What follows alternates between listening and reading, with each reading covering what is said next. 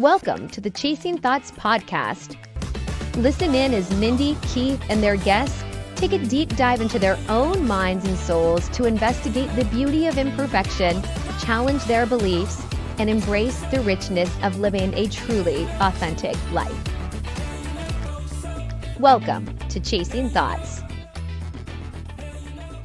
Hey everybody, welcome to Chasing Thoughts Season 2, Episode 9, 10. Keith, you are always better at that than I am. I always lose track.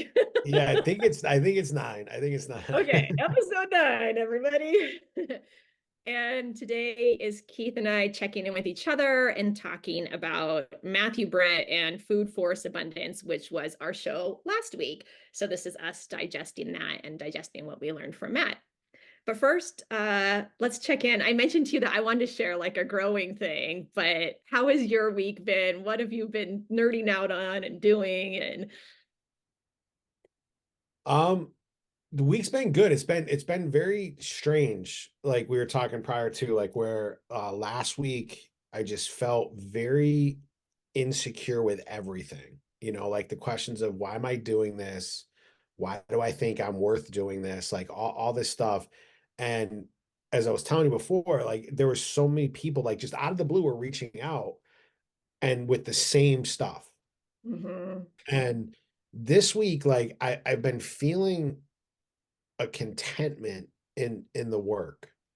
Yeah. And I'm starting to come to this realization, like the chasing of happiness, which I've always known, in my head intellectually, that happiness is a byproduct of what you're doing. It's not something that you can hold on to and it never goes away.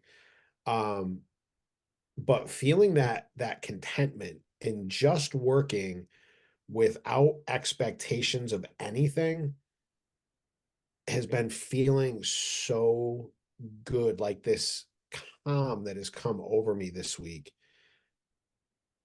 Like I've almost been waiting for the other shoe to fall. You know what I mean? Like where it's off-putting for a little bit, but then no, I'm back here, because like every day I wake up and I think you had sent me that clip from that guy, and he's like, no, every day Mike I'm and I'm like, finally somebody is talking about like how I wake up. Like I don't want anybody to talk to me for like a good hour. I just want to have my coffee. I read a book, and it's not a growth book, and I'm not listening to a podcast. It is like the book I'm reading right now is like almost like a vampire Hunger Games. So literally like meaningless, but like a great book, like it's very entertaining.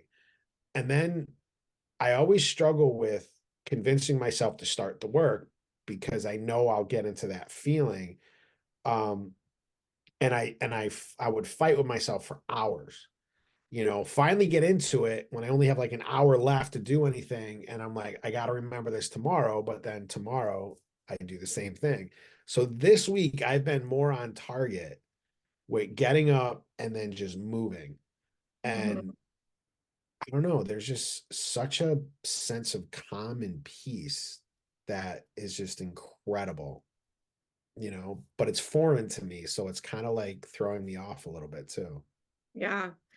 And I think feeling that sense of peace and being okay if it stays, if it goes. That's what you're talking about, not that pursuit or that chase or trying to hold on to whatever you have is just, right now I feel this. What will I feel in 5 minutes? I don't know. And just being okay and open to whatever is going to happen. Yes. Yeah. So like last night, I always have anxiety attacks at night. I don't know. I think most people do, right? It's like that nighttime. Yeah.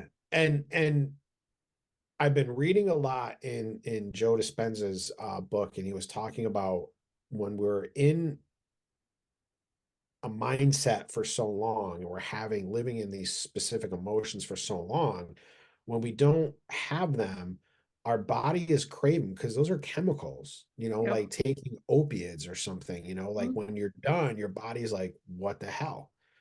So when I'm not feeling that anxiety and that anxiety has become my habitual pattern, my body's like, what the hell?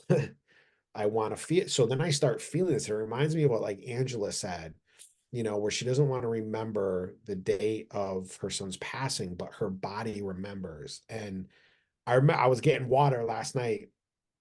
I came in from my smoke sesh, and I was just getting some water, and that thought popped into my mind, and it made me just stop and like, you know what? This is what I feel.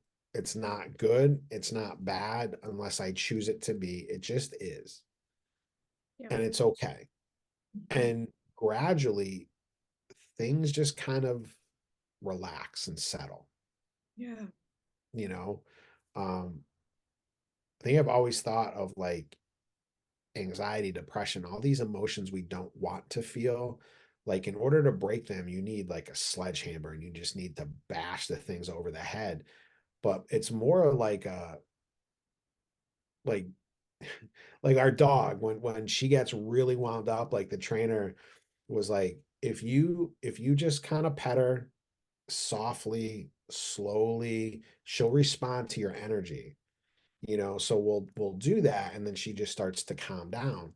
And if I have the same approach with my anxiety, my feelings, not judging them, not yelling at them, not trying to kneecap them, and just accept them and be generous and calm with them, it just naturally begins to calm down, which is so cool. Yeah. It's funny that you mentioned that because I wanted to share a personal growth that I had in the last couple weeks. And the reason I wanted to share it was because so much of this personal development, life coaching work is a list of things to do. Well, meditate, get a morning routine, use my specific morning routine, right? Do this, do that, do that. And all of that's important, right? You need self-care, you need a way to connect with source, whatever that is to you, all the things. But nobody really talks about what you're talking about. How do you actually examine a thought? How do you change a thought? How do you sit with the bad emotion? Right? That part's sort of just left out when it's the biggest part of personal development. Yes, that is such a great point. Yeah, it is. Yeah, so I wanted to share like what happened to me in these last couple weeks, how I identified my thought and how I worked through it, because I think that's valuable for our listeners to hear that conversation. So I wanted to start by saying, when I have a thought, I either believe it or I don't, depending on my level of wellness.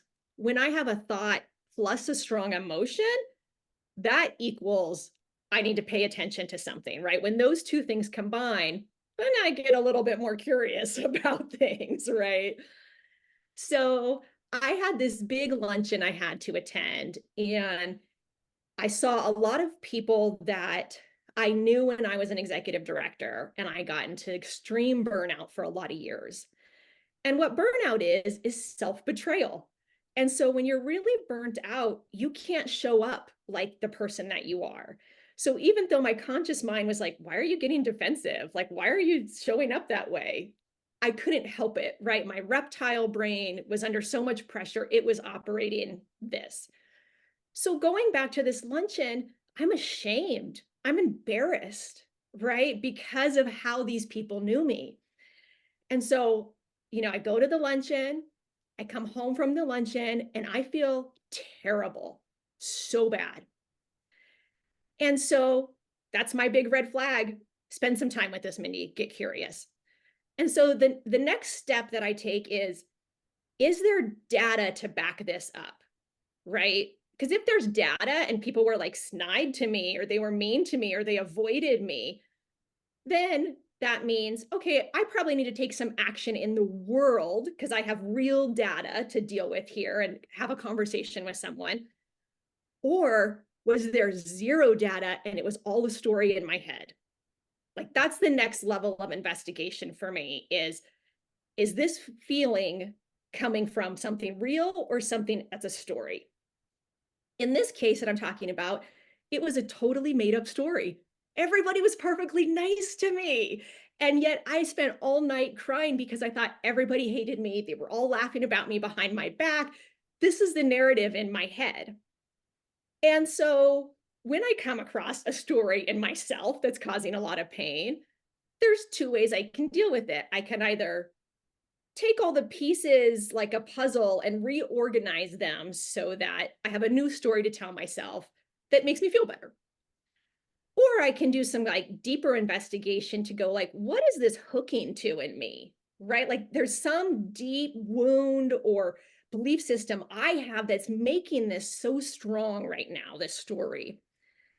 So I did some meditation and I looked at that work, and I had this story that I wasn't aware that I had. And this is another thing I want people to know. And I tell clients all the time, the stories you're operating from might not be conscious.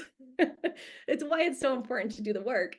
So I had this story that if I would have had a good childhood, then I would have been the type of person that could have succeeded at this job without getting burnt out. I would have been tough enough to handle it. And when I realized I thought that my whole existence and who I was a mistake because it was never supposed to be this way, that was really big. Even that realization was really big for me.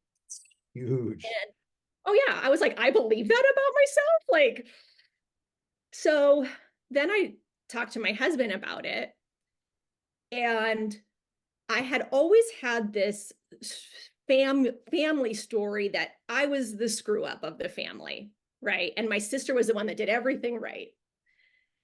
And my husband, when I was talking about this, said something like, well, I think that when I look at your life, you've been so lucky that you've got to fuck up and make so many mistakes and be burnt out and have a divorce. He's like, because your sister, as the older child, had to hold it all together for you. And when you look at her life, taking risk is really difficult for her. And I had never seen all of, I'd gone back for the tragedies that had happened in my childhood to find, the nuggets, the good stuff. But I had never really come home to like deep gratitude about it. Like, oh my gosh, would I rather have lived a life where I was afraid of risk and could never do it? Whoa. So then my next step was to ask my sister to FaceTime. And I said, Jessica's my sister.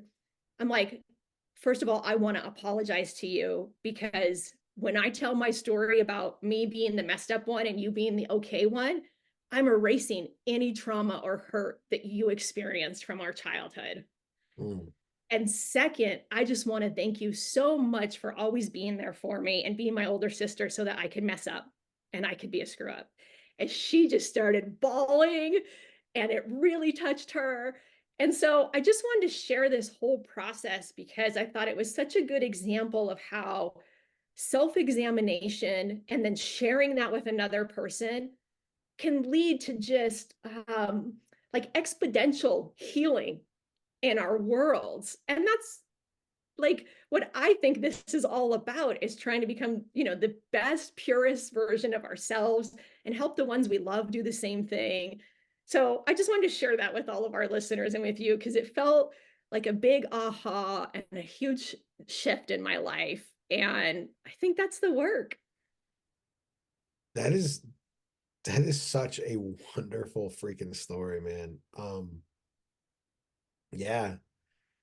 Like becoming the observer of our thoughts, like sitting with it and observing it and questioning, why that feeling is so powerful, then taking the action off them, seeing the response from your sister, or whether she knew it or not, was probably feeling what you had said, and then just the relief. And then even seeing you tear up a little bit telling that story, and it wasn't tears of shame or emotions of shame or guilt. It was emotions of pure joy. Yeah. I heard one thing from this lady that said, the first lesson she ever teaches anybody is celebrating moments of awareness, even if it means you only have 15 minutes left to work.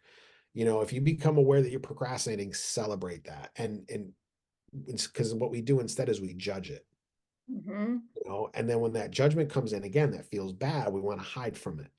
So a Yep. lot of times we don't make those calls or we don't talk to those people. But that was one of the things like in Christianity I never understood. I think in Timothy there's a verse that you have vessels unto honor and vessels unto dishonor. And everybody, like the whole preaching around it was about you want to be a vessel unto honor. Like the vessels unto dishonor, they're trash, they're nothing.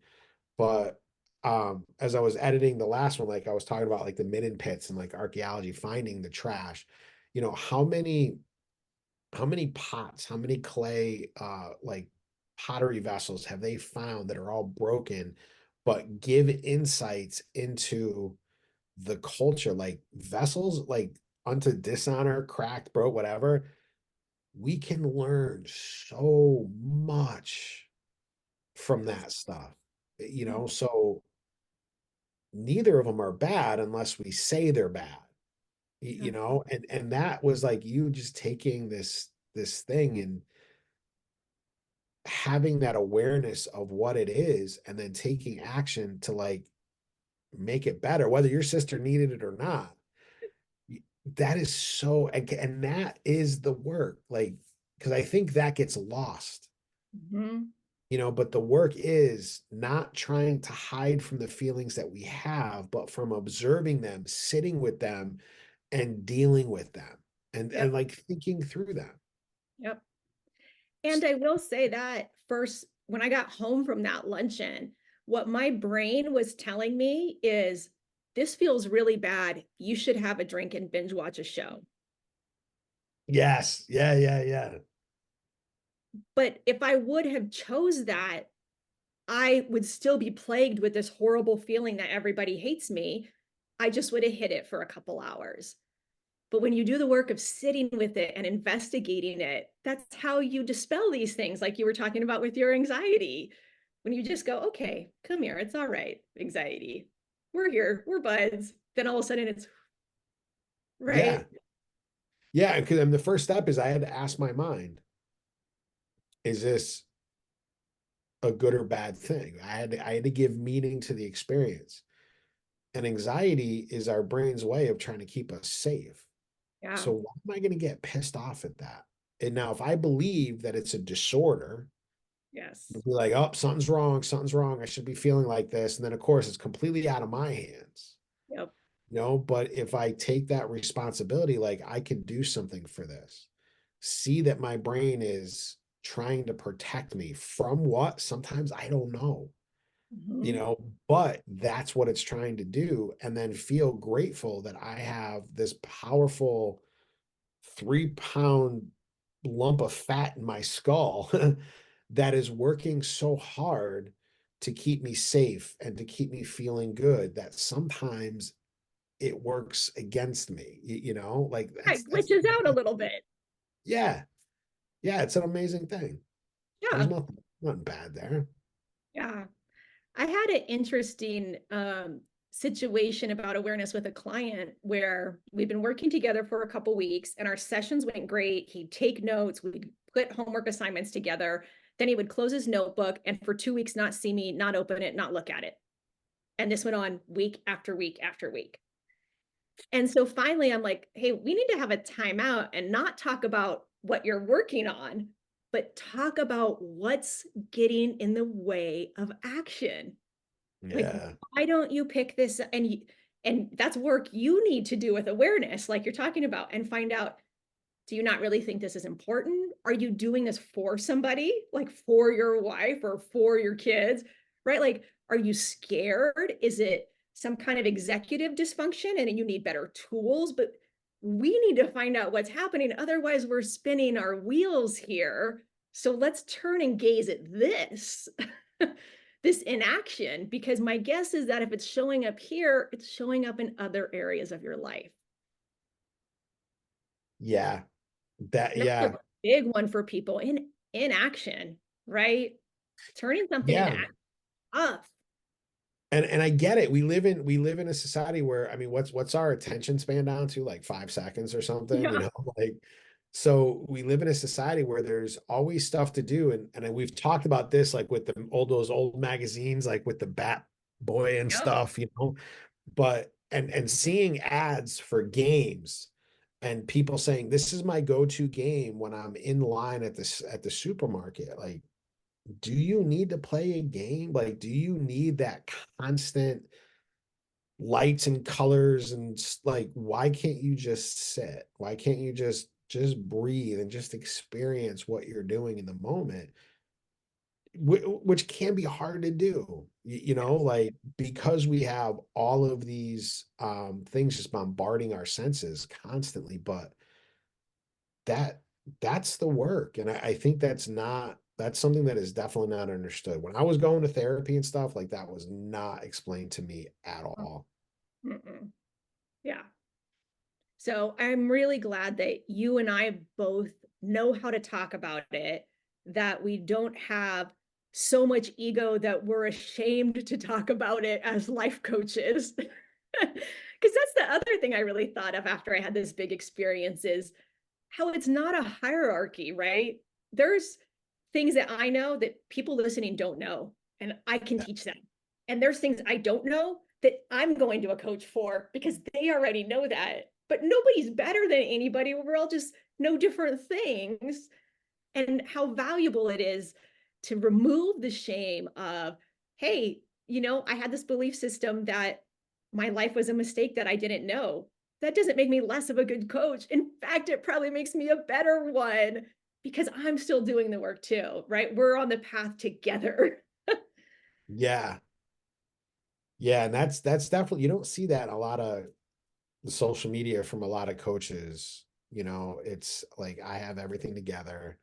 You know, I found my answers, I've implemented them, and my life is just this perfect state of bliss 24 hours a day, you Yeah. know. And like, well, I'm not there, you know. Yeah. And I'm glad I'm not there. Like, it's just like the money thing. I would love to have money so that I could pay to go to these incredibly beautiful places in the world that have been taken over by people that have money, you Yeah. know. But I then look at the issues that people that have all this money have. It's like, I wouldn't want that. I don't want to take those problems on, you know. Yeah. Yeah, it has to be talked about. Yeah. So listeners, Keith and I want to add a new segment to our podcast where we talk about people who we think are doing good work in the world, spreading love, doing it right, and like connect you with more positive resources. So we're going to share when we meet like this on non-guest days, who we're in love with right now on the internet. And Keith and I are in love with the same guy right now. So you talk about why you love him so much. All right, so Jason Silva. I had no idea he had a social media presence for like the longest time, but I saw him on a docuseries called Origins on National Geographic, and I actually stopped watching it because he's very animated, and it was almost distracting to me. So I stopped watching. Then I was like, no, go back. And then the more I got into it, the more I loved his animation. Like, he is passionate about what he's talking about all of that stuff, about ancient history. And that passion came out. And like, because that was the thing I started to notice. He's connected, like his body and his mind are working in unison. So he's not thinking about, let me do this type of what do you call it, like thing with my hands. He's just doing it without thought. And I'm like, that's something I want. Cause like I had said before, like, I'm in my chair, here I am, like, you know. Even I was editing the our last one that'll go up today. And I started using more hand gestures, but I noticed they're all in. And I was like, so I'm like a little, yeah, like a little freaking predator, like type thing. Like, so I'm like, all right, I got to do more work on that and let it be more natural. But when you had shown me his social media, he is the same person that he was on that show. Very like ornate, very like articulate, poetic in the way he speaks. makes me wonder, like, I mean, is he doing like a script and then learning it, or is this just all off the rip, like where this is just the way he speaks? And then I'm like, I want to be able to do that, and then the videos themselves are so cool because sometimes the background, he'll be like walking through this little forested area and the background is all trippy, the colors are all moving. And then the one that you had sent me, like it was almost like a graffiti wall, but each part of the wall was like doing something, and I'm like, how do you do that? Like I want to know how to do that. um and then his message, oh my God, dude, like I can just sit down and listen to him talk. I would pay money for a ticket to listen to him talk about all this stuff because he hits mindset, he hits hallucinogenics, he hits like reality consciousness, all of this stuff in a very profound, wise way that pulls me forward, pulls me deeper into it, and exemplifies why I've fallen in love with this stuff. Yeah. Yeah, I love him for all the same reasons. And I feel like certain, I'll call it a soul, whatever this natural thing is that comes up, authenticity, right? Certain souls have the same like energy or pattern, they feel similar. And when I connect with him, he reminds me of how I feel when I'm at my most pure, like my most authentic, my most healthy. I'm just wildly curious and excited about everything. And that's how all of his messaging is. It's never intellectual, right? And like styrofoamy, or like it's very, like you said, from the body, from the heart. Yeah. And it's always investigative. It's never I told you so or this is the way. And I feel like I like to keep his stuff close to me because it helps me remember how I want to shop. It brings me closer to the more like most authentic pieces of myself. And I am Yeah. so grateful to him for that.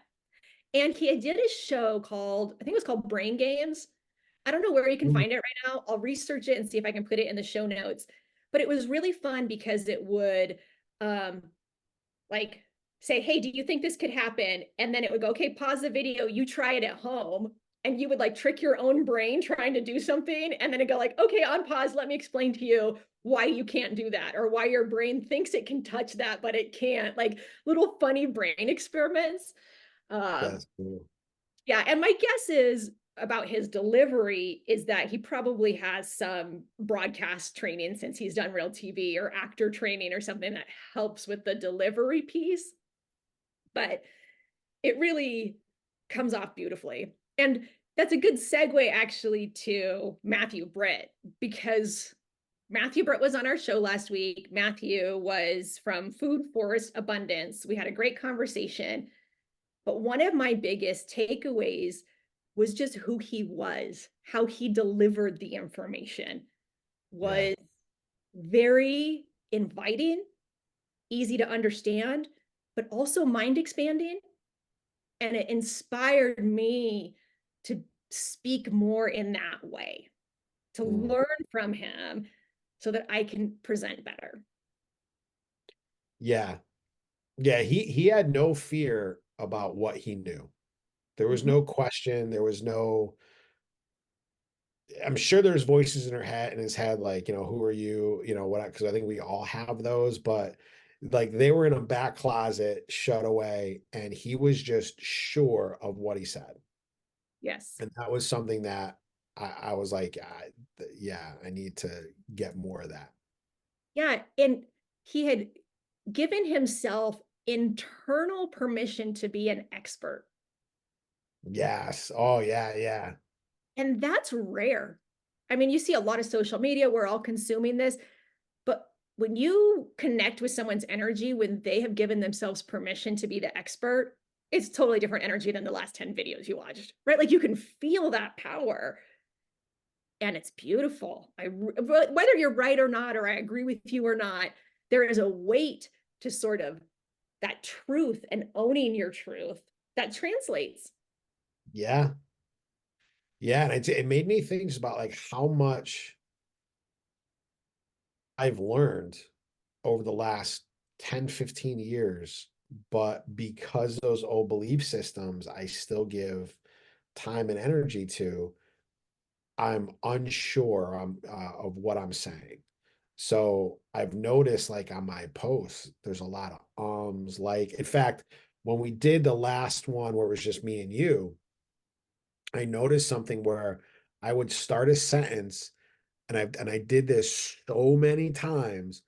I would start a sentence and then I wouldn't finish it and go into something else. So I'd be like talking about oh, I like consciousness is so amazing. Like our brain has this, okay, I was going through the, and so instead of finishing that, I went off into something else. So to me, there's just like there's no continuity to the thought.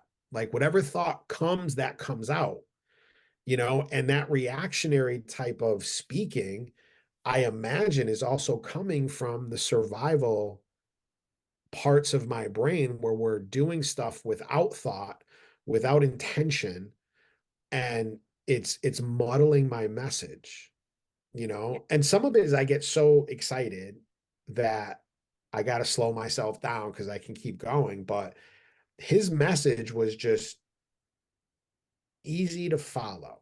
There was no stopping what he was saying and going to something. There was nothing to break up the rhythm of what he was saying, which was so cool to see. Yes. And this is another good time where I can sort of note a process I'm working on. What I do in our podcasts and my videos is say, or write. I'm looking for that connection. Like, yeah, we're on the same page, because I love that feeling. And it's hard to get, especially if you're doing a video and you don't have anybody on the other side. But I looked at it, right? And I went like, what's happening here? And I thought, this could be connected to me not feeling heard a lot of my life. It could be connected to my autism and ADHD as a child and not being understood by the neurotypicals that surrounded me. And then I thought, okay, now that I understand it a little bit more, what can I do about it? Right? Is it a story change? Is it an action? Is it taking a class? And right now, I thought the biggest number one thing I'm going to try first is just acknowledging myself more and hearing myself more.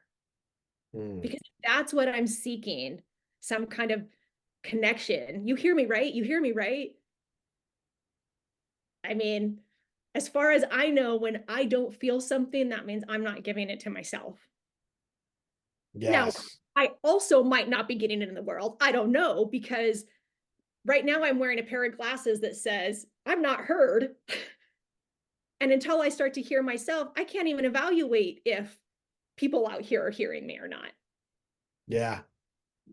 So that's my practice with this right now, is just really intentionally trying to hear myself more and acknowledge myself more. Yeah. Yeah. And I've been like going back and forth with this idea of, when I don't love myself, it doesn't matter what Sandy tells me, it doesn't matter what my kids tell me. And I can have everybody in the world line up one by one, come by and tell me exactly why they love me. And my mind is going to tell me all the reasons why it's not true. So all of that comes from just me. And I guess on the opposite side, if I'm loving myself, like I can have all people, especially putting up on social media, like you said, giving myself permission to be the expert and putting out my things, and I can have people tell me like, you're stupid, you're wrong, this is ridiculous, like, and it's not going to bother me, because I know who I am. I don't need that external validation, that external mirror to show me who I am, because that comes from the inside. Yeah. I saw this beautiful post. It's this woman, her name's Roxy Fox, and she does a lot of like sex coaching, tantra coaching, like she's in that field. And I saw a video of hers the other day. She just had a baby, and she just got on video and said, "Hey, I've spent the last 10 years telling women that they need to be sexually available for their husbands after birth, that it's not fair. And I just had my first baby. This is what I'm experiencing, and I'm changing my mind. Now I'm going to say this."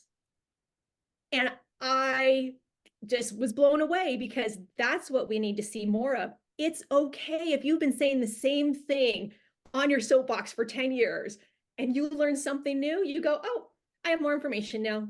You don't have to be ashamed about that. That doesn't mean you were wrong. You were operating off the knowledge that you had up to this point, and then you operate off different knowledge. Yeah. And when I think about that, I think it gives me a little bit more like, oh, wait, I can be the expert. I don't have to be the expert for the next 100 years. This doesn't have to stay the same. Yeah. That my expertise, my opinions can change, and that's all right. I'm not locked in. Yeah. It's like we're looking for this thing that whatever we say will be true for all of time. Which is crazy, right? Yeah. Because like you said, more information comes in, things change. Like I remember, in the church days, we had a evangelist came in that would talk about if women wear pants, they're cross-dressing, period.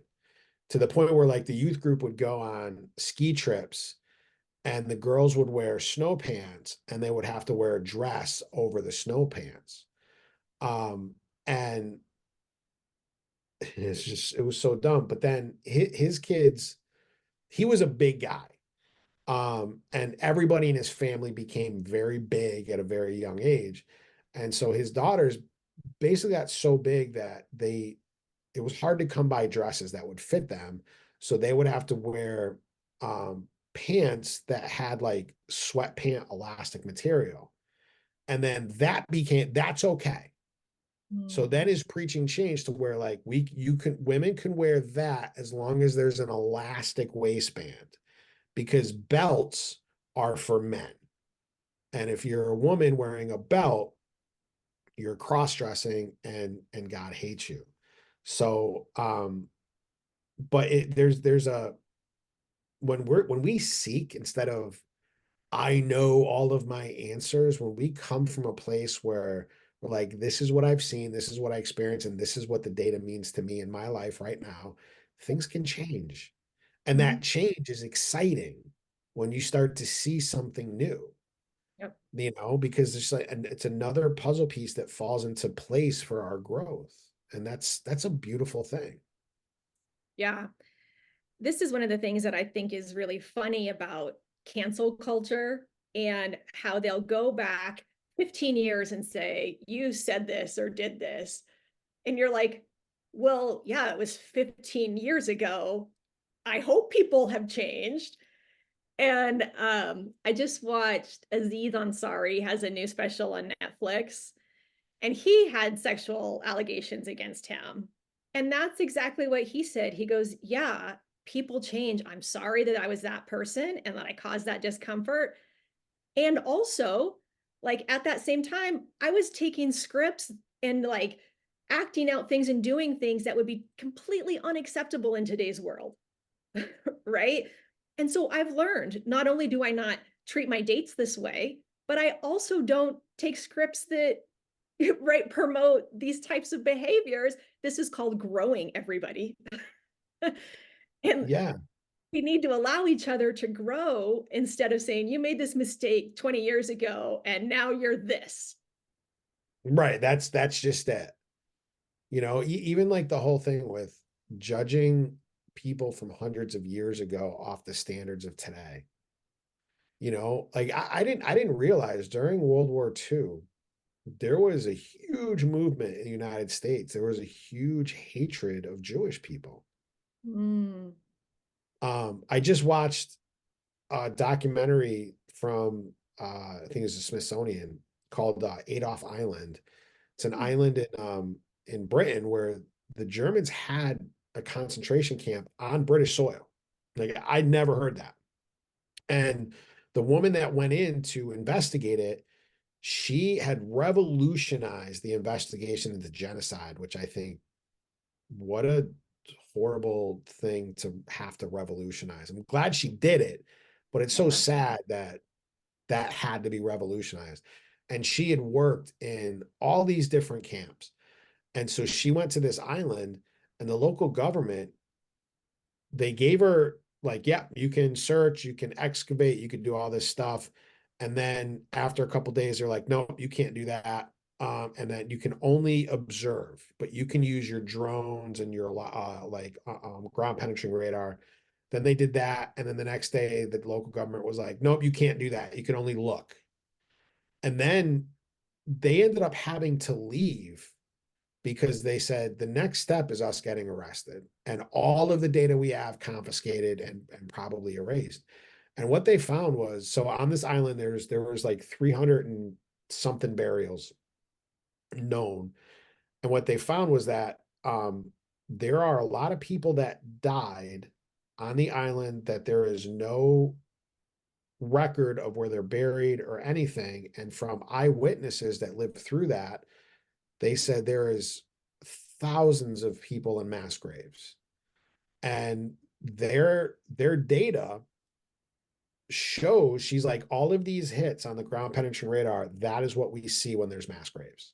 So there are mass graves here.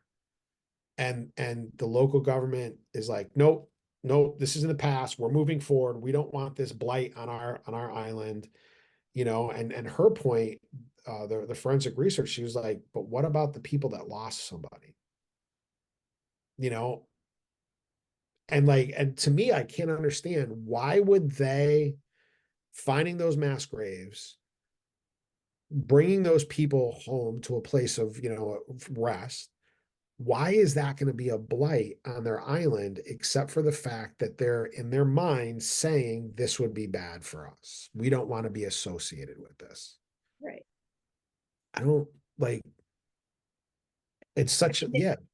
This discussion's huge in public education right now. I can't think of what it's called, right? But do we admit to our children that our forefathers had slaves, that they raped Black women, that they had children with Black women, right? That all this stuff that was unsorted was going on. To tell the part of the story of like 50% of our nation who's Black, right? Like, are we going to integrate that? And people don't want to, because they want to keep the forefathers elevated to a position where they didn't do anything wrong. And it's, yeah. And the funny thing is if we lived back in those days, we would most likely have the same mindset. yes, That the slaves coming over were not fully human. They were 3/4 of a human being, because that was the general thought process of the time. right. And you grew up from being this big, being told that and seeing it displayed. And so, of Right. course, everybody thought that, right? That's why these Right. cultural shifts need to happen. Yeah. I mean, we still have people alive today that dealt with having food dumped on them because they were sitting at the counter as a Black person and they had their own spot they had to go to, you know. So to me, there's nothing wrong at looking back and being like, wow, our country as a whole had some horrific experiences in the past. We can do better. Yes. But instead, we're only focusing on, no, the founding fathers are godlike in my mind. And so they had to be the best people ever. Like, I remember when I went to Christian school learning about Ben Franklin and how he was the most godly man. And then when I went to public school and was like, yeah, he was over in France and he had like 18 different mistresses. And I'm like, what? Yeah. And then you go back to track. No, that's fake news. That never happened. He wasn't with the mistresses. He just prayed for 18 hours a day with a bunch of different women or whatever. You know what I mean? It's like, come on, man. Yeah. Like, it's And then, okay. yeah, you have to see, whether you're seeing that stuff within yourself or within your culture, you have to integrate it to go forward. And you know what? That's what I loved about Mathew Britt too, was Yes. that looking at nature, seeing what we've done, how we've paved over everything, taken down all these trees and we're building suburbs and all this stuff.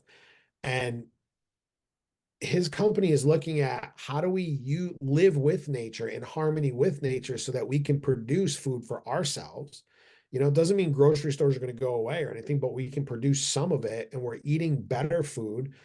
And so like doing that same thing, like seeing the mistake that was made. Okay, well, how can we get back to it? Not judging it, not, like, yeah, it sucked, but we didn't know any better. Who knew that cutting down all of these trees so that we can have furniture and paper and all of this stuff would lead to more carbon in the atmosphere and stuff like that. Like, so I love that. So yeah, I mean, we can see now from our perspective what was done wrong. And instead of just trying to deny the wrongdoing or anything, like we can take steps to make it better. Yep. I felt like he spoke really eloquently about and non-judgmentally about the system when he was describing your doctor isn't a bad person. Your doctor wants to help you, but he went to a school where the school was funded by pharmaceuticals. The, books were funded by so the system is bigger than any one person. And there's no, the system might have even been made with a good intention. It's just not working the way it was intended to, right? And I loved the way that he was strong and he was the expert without placing any blame or vilifying any system or any person. I thought that was really well done. Yes. Yeah. Yeah. Yeah. Yeah. Cause like he specifically stopped and it was like, they're not bad people. I don't think everybody working in the pharmaceutical industry is a bad person. Right. They're people that want to help other people. They see that as a way to give back. I mean, to create, a medicine that can help with cancer, that can help with Alzheimer's, what a noble goal that you're moving towards in a career path that you're in. Now, I think that there's some, but I think that's like up at the top where it's like, I'm doing this for money. The whole opiate crisis where they knew and they suppressed the information, like the Sackler family, which, what a perfect name because they are a bunch of sacks, just assholes that just like, I don't care who we hurt, whatever, I want the money, but it's not everybody, Yes. you know? Um, Yeah. And I think the more we vilify each other, it just allows the people who are actually, I'd use the word evil or doing evil things to continue to do them because we're busy pointing fingers down at this level when that's not really what's appropriate. If we all band yeah. together and pointed up, hey, it's these guys, then maybe we could change something. One of the greatest lessons I think I've ever learned when I went to school, I had this professor named Dr. Perry, who was just the greatest guy I ever met. He was like in his 60s. He had dreadlocks, like down to his like lower back and, gray and everything, and he was an archaeologist. He dug in South Africa. And when the government of South Africa realized that what the archaeological record was showing goes against the idea of apartheid, they kicked him out of the country. And then he lived in a small village right over the South African border. And they would sneak him in at night to continue his dig and then sneak him back out. And I'm like, that is freaking cool. And he told me this story, well, our class, about this small little incident in history called Bacon's Rebellion. And I had heard of it a long time ago, but it was just like an uprising and that was it. But so prior to this rebellion, the indentured servants that were usually Irish they were allowed to marry the slaves, the black slaves. In fact, it was like, yeah, do it. Enjoy your life, because the happier they were, the more easier they were to control. So, and at that point, there was no white race. Mm-hmm. And after the rebellion, so this guy Bacon got a bunch of the slaves and the indentured servants together, and they rose up and they took over a couple of plantations, killed some of the owners, and they were eventually the rebellion was put down. And so what they did was the plantation owners got together and said, okay, at any point they can outnumber us. So we have to do something to separate them. This whole thing of them working together no longer. So all of a sudden, the white race comes out of nowhere, and you're a little bit better because you're white. You're fully human. So they start giving a little bit more rights to the white indentured servants. And now they're fighting the black slaves, and it's just they're fighting this way. And then up here on the hill, the plantation owners are just sipping back their sweet tea, and just watching it go and not having to worry about it. And I see now our two-party system, and I'm not political enough to talk with any authority on what it should be. But all I see is one side fighting the other. Yeah. And while that's happening, we keep moving in a certain direction, no matter who controls what, we keep moving in a certain direction. Yeah. So yeah, it's such a It's so big, right? How do you, and I think that's the real question for every person is these systems that aren't working are so big. How do I, as a single person, impact that? I got in trouble once because at a training when I was working, I had said, like, what are you going to do? Write your congressman? What is that going to do? And everybody was like, oh, that's what we have. And I'm like, dude, I've written my congressman so many letters, he could probably publish a book, and nothing changes. Nothing. And in fact, when I worked in the prisons, we had a sheet called an inmate grievance form. So if I did anything wrong, the idea was the inmate fills out this grievance form, hands it in, they do an investigation, and then they say, okay, yeah, you were wrong as the officer for doing this. I knew the guy that created those forms. The intention for those forms was to keep the inmate busy writing instead of being in the officer's face. So in reality, when they get those forms, they get turned in. It's a smoke show. Yep. It's not done for something to happen. Yeah. It's done to keep them distracted so they're not bothering me. Yeah. So I was the executive director of a small nonprofit for a downtown association. So I had a lot of work to do with city government. And at first, I would work with the counselors and I do presentations at city council and they'd nod their heads. But then I'd hear talk and I could tell something was off, right? Like you're saying, it felt like a dog and pony show. Like I would present, they'd nod their heads, but then something else would totally happen. And it didn't feel good inside. And then after a couple years, I got to the point where I would meet with the city manager before the council meeting. We'd decide all the decisions. And then I was behind the dog and pony show. And that didn't feel good either. Yeah. Both of them felt disgusting. And that's why that job was not for me. And it contributed to my burnout and sort of this,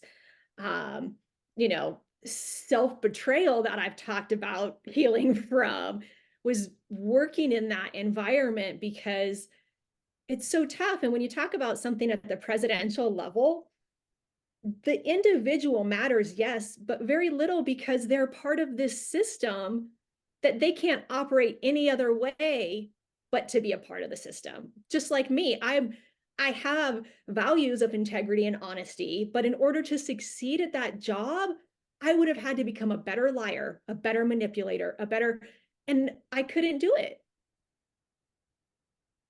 That's one reason why I really like Bernie Sanders, because I'm like, how the hell is this guy still saying so many like, this is the way it is stuff? How come he hasn't been like assassinated or something like that? Yeah.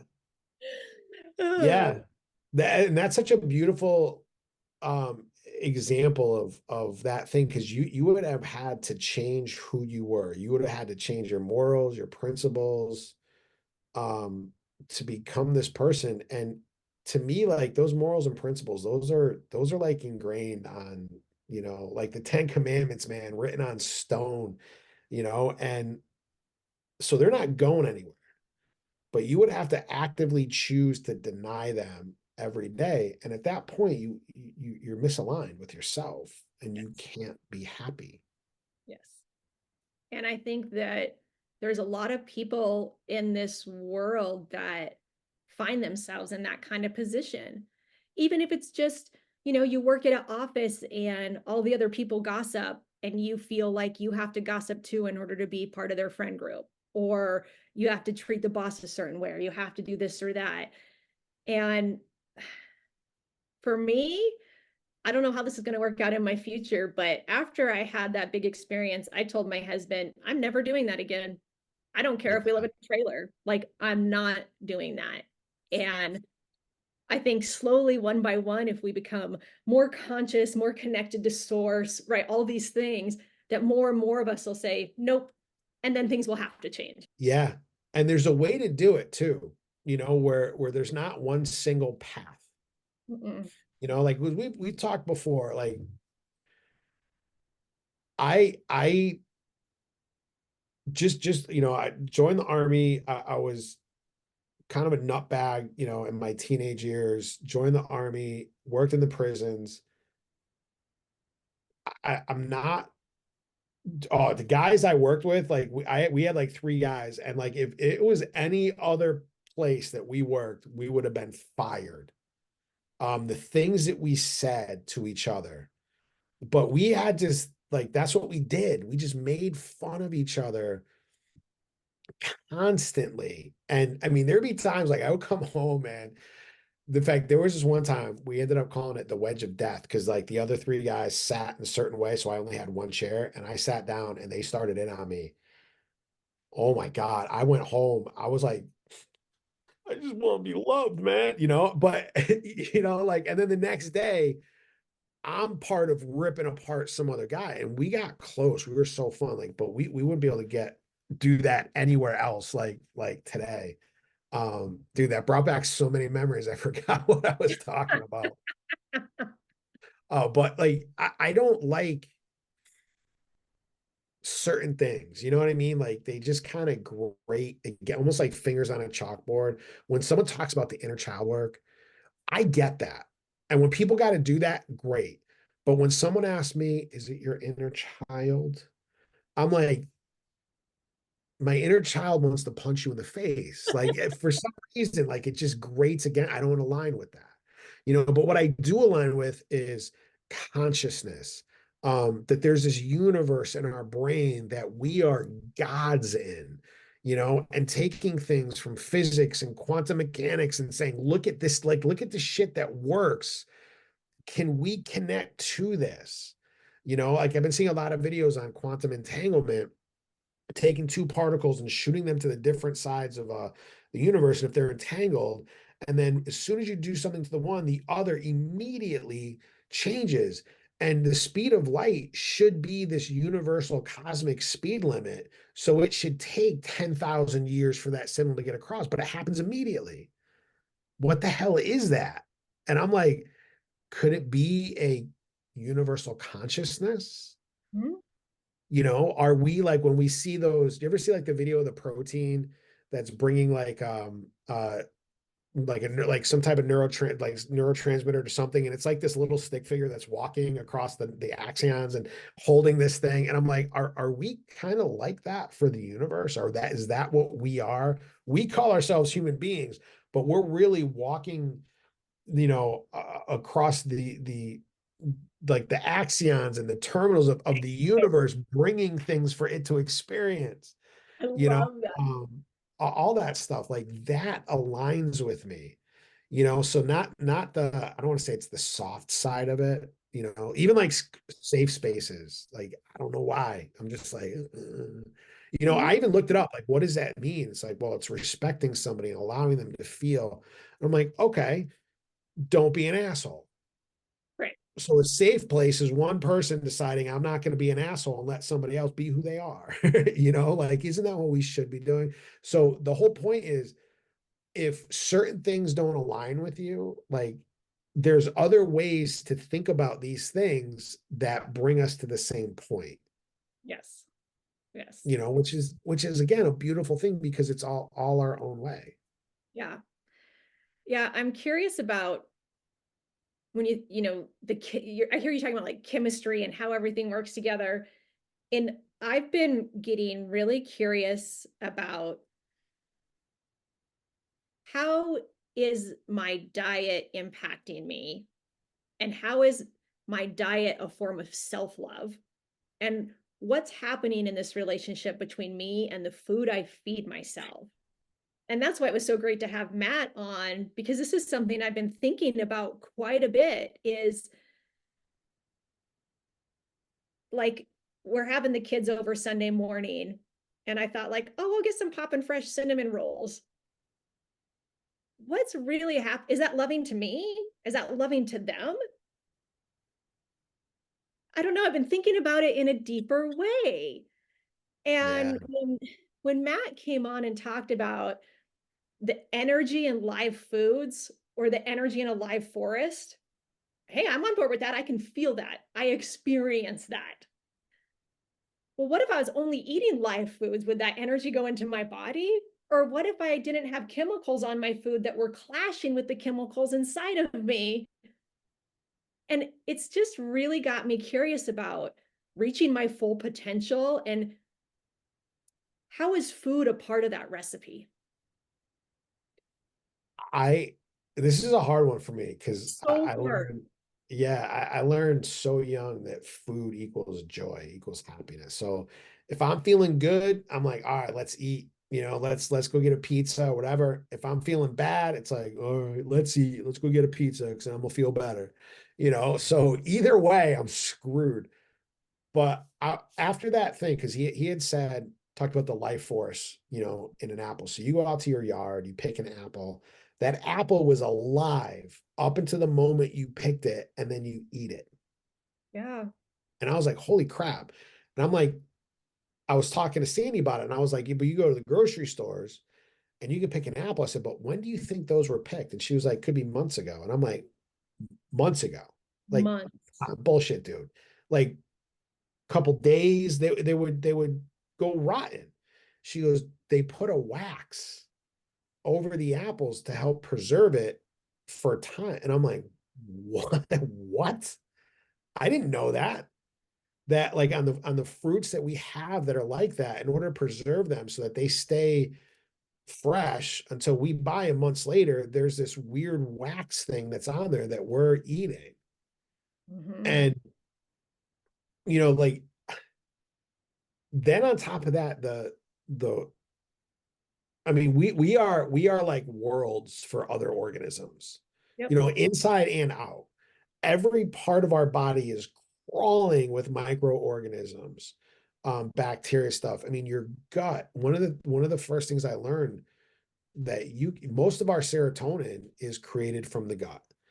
And we can eat in a way that helps produce bad bacteria in a gut with all the preservatives and stuff like that.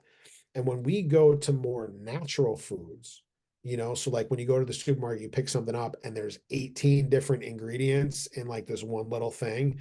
And then you pick something else up, an apple, and it's like the ingredient apple. Like when we eat more stuff like that, it promotes the healthier bacteria, and that is going to make us feel better. Like that's crazy. So I'm like, sorry, my dog's coughing. I'm like, I'm not eating for just me. I'm eating for the millions of microbes that are in my body that will help me feel better. That is weird, dude. Right. Because, yeah, that if they get sick and their die off happens, that makes you sick. Like, you're connected to these tiny creatures that live in your body. And if you give them an unhealthy world, they will make you sick. Like, that's Yeah, such a crazy connection to think about. You're like, well, I've got to keep this world in my tummy good. yeah. Yeah. Yeah. So yeah, I mean, I think, and then you can eat that stuff. You can eat like the cinnamon rolls and stuff. Like it's one of the things like Sandy's really gotten into. I mean, she always loved like baking and cooking, but she Yeah. makes everything from scratch now.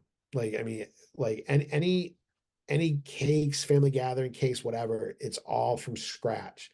And even with that, she's like, I'm not happy enough because the flour that we use, the flour that she would like to use, costs a hell of a lot more money because it hasn't gone through all, which is weird. It's not as processed, Yeah. but it's more expensive to get. So the stuff they have to work more and more and more, which I would be thinking would cost more, costs less. Yeah. Yeah. Yeah, I think it's so fascinating. And I bet this would be a really good investigation to have, like on mushrooms or something. Like have a fresh picked apple, have different types of foods, and see, can you sense a different connection with it? What is your experience, in that heightened level of awareness to the foods that you eat? I love, dude, we got to do that, man. We have to do That'd be that. fun. I there was some where so I did some mushrooms and then Sandy always makes me because like lunch is horrible for me because if I'm making it myself, like I'm gonna have like deli ham and of course you can't have a ham sandwich without Doritos on it. So I mean that's you can't. So I'm not eating well. Like if I do that. So Sandy's been making me these green smoothies, which is like spinach, kale, um, a bunch of like fruit, cucumber, lemon, just like all stuff that's like good for you. And then she even knows like the issues I have. Oh, I got arthritis. We're gonna put some pineapple in there, stuff like that. And then and so I had the mushrooms, I started drinking that juice, and it like I shot through the roof. And I was like, what is it about this that is amplifying this experience? So that was very interesting. So I would love to explore that, dude. That would be pretty cool. Yeah, I love the word that you used, amplifying, because I feel like my quest in life right now, like I want to live the second half as amplified as I can, whether that's having to go back for my inner child or whether it's having to drink green juice or connect to the stars, or I don't care what it is, but I just want to experiment with things until I feel more activated and on fire, right? Like that is what I'm going for. And so I just love that you described it like that. Yeah, I like that. Yeah, that's gonna be like our motto for this year, like amplifying life. Yeah, it's That's so so cool. cool. Yeah. So with the food forest abundance, I do think I'm going to get a consultation with them. They get a 30-minute free consultation because I'd like to learn about my yard here in Central Oregon and what else I can do. And that sort of thinking's been on my list for a long time. So, like anything that we want to do in life, it's making time for it, right? Putting intention into it. And so I have a goal for this year, and whether it's a garden or buying from local farms, but to change my relationship or begin to change my relationship with food. Yeah. Because I think it's important to me becoming the person I want to be in 5 years, in 10 years, right? And like you said, having the back on the last episode, having the back of your future self. That I think that was one of the coolest things out of all the podcasts. Like, yes. Yep. Yeah. Yeah, I have developed an active conversation with my future self. And at first it felt super funny, but now it feels more normal. I love that. It has been the single most helpful thing, like new tool I've found in my personal growth this last year, because the desire's there, right? And anything backed by desire fuels us into action easier than, oh, I have to, or and when I imagine the person I want to be, it's juicy, right? There's so much like desire there. And so having a conversation with her and having her be able to go like, look, we need to do this. Look, we need to do that. And she's helping guide me into who I'm becoming. It's been awesome. That is so freaking cool, man. Yeah, I really love it. I think we need to make like one of our episodes like talking about like the guests and everything, because I love how like we talk about the guests but it brings us into deeper conversations as well. Like I want to get into that. I want to learn about what like that would be so freaking cool. Yeah, I mean, actually, that would be another fun mushroom episode to do, is focus on like, okay, it's us and our future selves, and let's have a four-way like Yeah, discussion, yeah, yeah. bringing who Like we are now and our future selves to the table, and seeing yeah, what like Skin talked about like setting up the chairs for the other characters, right. man. Yeah, that'd be Yeah, pretty cool. it'd be funny just to see how it played out. Yeah, know? I'm I down think for that, what definitely. is beautiful about authentic, organic conversations like this is the wisdom, I don't know where it comes from, arises naturally when people get together with open hearts. And that's cool, right? And my Yeah. experience is that substances or plant medicines can even make that more profound, that it's not any one person's wisdom, it's just the wisdom. And I think that is what people should be looking for in a life coach or a therapist. Someone who you have the chemistry and they're able to get into the space and you find wisdom arising versus being taught to you. Yep. Yep. I on Monday I just had a call with one of my clients, and he was going through this thing, and I was like, trying to give him some advice and stuff. And then when he came back and he gave me more information, I'm like, okay, never mind. Because he didn't agree with what I was saying. And then with the more information, I'm like, you're right. Let's like, and that has to be okay. Because without that, the wisdom can't arise. Because if my ego is stronger than the wisdom that is there in the conversation, that's gonna hold it down. So my ego has to move aside so that wisdom can rise up. Yes. I love the way you said that. If my ego is stronger than the wisdom, it won't come up. So beautifully said. It's a hard thing to do. Yep. Like I was talking to my daughter this week, and we were just talking about some things from the past and stuff, and I was like, the sad thing is that I can do a lot of damage to you.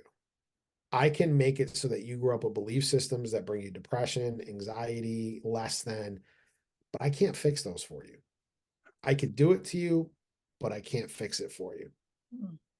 I could try to help you, but you have to do it. And she was like, yeah, appreciate that. Thank you. We like laughed and stuff, but Yeah.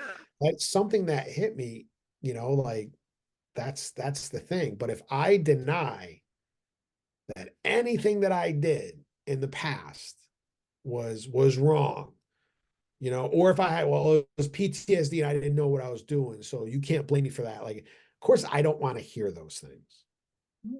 But if she needs to say those things, then it's my job to listen. And maybe that's a little penance on my part. Mhm. Listen and sit with those feelings so that she can grow past that, so she can help gain. We can have a conversation where that wisdom comes up, but I can't be personally invested in the feelings that are going to rise in me. Yes. Yes. Absolutely. And I mean, parenting it's gnarly, it's wild, right? And like you said, even doing your best, you're going to screw your kids up and give them belief systems and issues because we're Oh human. yeah. But if you can let them come back and not block their healing with you, all right, then you've got it. That's it, everybody, right? Like it's not about parenting perfect, it's about being present enough that when that imperfection is brought to you by your child, you can sit with it, you can move forward together. And that to me is like the beautiful thing, like all of how everything connects so naturally and so easily. Because while you were saying that, I was thinking, It's the same thing that Matt was talking about with nature. Mhm. We've cleared all this stuff. I have a lawn. It does absolutely nothing for me except waste gas on mowing it, and stuff like that. And he's saying, like, we can take the time to rebuild the way nature could be or should be so that we can sustain ourselves through it. Yeah, that's You beautiful. Yeah, know, be in relationship with it where there's like give and take, right? yeah. Because imagine if like nature was like, no, screw you, man. You Right. took down all the trees around the yard. Like there's like one or two left. They're all no lonely now. There's no underbrush. The leaves fall. Got to clear it away. All that stuff. So if nature was like, no, screw you, like you're done. I don't like you, whatever. But it doesn't do like it's accepting of its position, and then we can move in and begin to learn how to work with it. It's not going to force us, but it'll definitely allow us. And then Yeah. nature will thrive, and then we'll thrive. Yeah. Beautifully said. Anything else you want to add before we close? That was a beautiful back to back to the Yeah, beginning circle. I really I look forward to our guests, and I really look forward to these times because like we talk about the guests, but it just spurs like so many conversations that go in so many. It's almost like the guest is that singularity, and there's all these points, all these spokes that come off that we travel down and then come right back. So I enjoy these are pretty cool. Yeah, I think it's a good format. Okay, I'm going to turn off the recording. See everybody next week. Thank you for listening to the Chasing Thoughts podcast. Please support us by liking, subscribing, or leaving a review or comment. We would really appreciate it. If you'd like to be a guest, we would love to explore life and what it means to be human with you. Please email us at chasingthoughtspodcast@gmail.com.